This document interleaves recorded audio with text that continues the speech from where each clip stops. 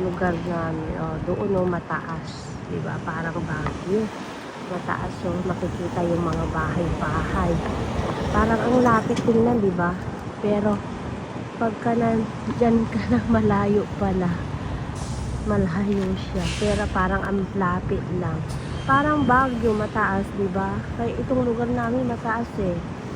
Parang Baguio. Feeling namin nasa Baguio kami. At least parang ano, kahit wala tayo sa Baguio, nandito naman tayo sa parang Baguio, diba?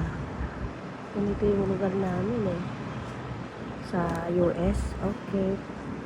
Pero ano to? City. Kaya ano, city yung lugar namin. San Francisco.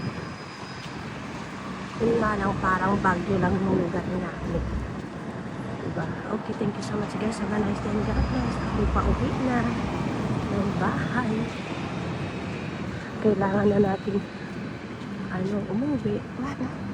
Makapag-umpisa ng magluto. Kailangan na natin magluto. Kasi para pag dating ng mga anak ko ay makakainin sila.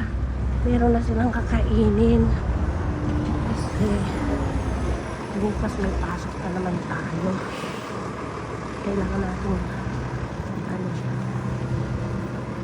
kailangan natin magtrabaho. Hindi pwedeng upo-upo. Pag umupo tayo, magugutom. Diba? Kaya habang malakas magtrabaho. Kasi pag matanda na tayo, hindi na tayo masyadong makapag trabaho.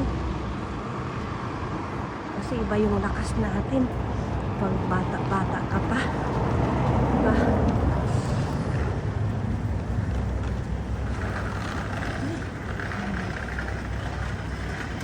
Paakit sa amin. Ayan o, aakit na ako. Okay, thank you so much guys.